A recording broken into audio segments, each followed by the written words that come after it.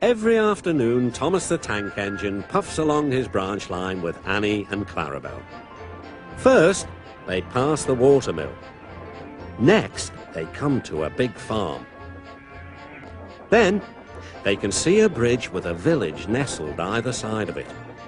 This is a special place. Whenever children hear Thomas coming along, they stand on the bridge waving until he is out of sight. One day, Thomas was running late.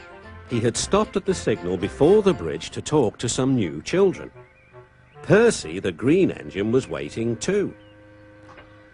"Hurry up, Thomas," called Percy when the signal dropped. "If you're late, the Fat Controller may get a new engine to replace you." He would never do that, thought Thomas, but he was worried. Next day, Thomas hurried along the line. Just ahead was the goods yard. There, on the platform, was an inspector waving a red flag. Next, Thomas saw some children. They were waving too. Something must be wrong, thought Thomas. This station is for goods, not passengers. "Help, Thomas, help! We are glad to see you," called the children. "Please, will you take us home?" The station master explained to Thomas's driver that the school bus had broken down and all the parents would be worried if the children were late. Thomas waited as the children walked down from the bridge. Then he took them to the next station where Bertie was waiting to take them home.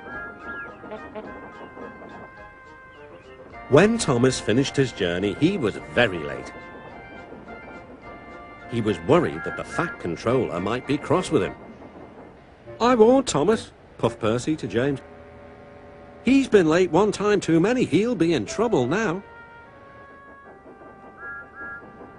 But next morning, when Thomas picked up his passengers, the Fat Controller was nowhere to be seen. "Thank goodness," sighed Thomas.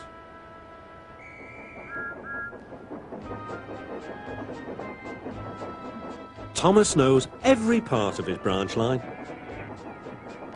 Just ahead was a stretch where the hot sun had bent the rails on the track. "Careful, Thomas," called his driver, but it was too late.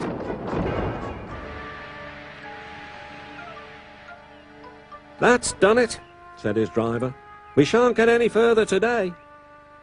"But what about my passengers?" asked Thomas. "Don't worry, they'll be looked after," replied his driver. While workmen repaired the line, Thomas had to shunt trucks in the yard. Bertie came to see him. "I understand you need my help again." "Yes, Bertie," replied Thomas sadly. "I can't run without my rails." Bertie set off to collect Thomas's passengers.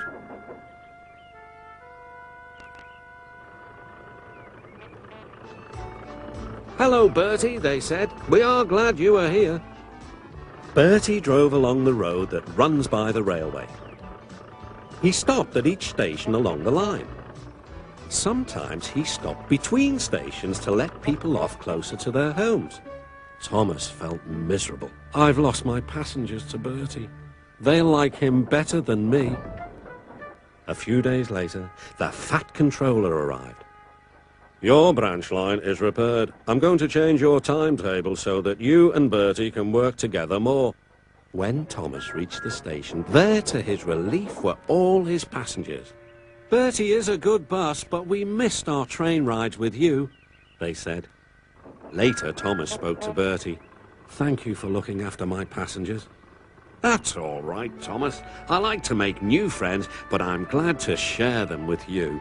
"You're a good friend indeed," replied Thomas, "and always will be."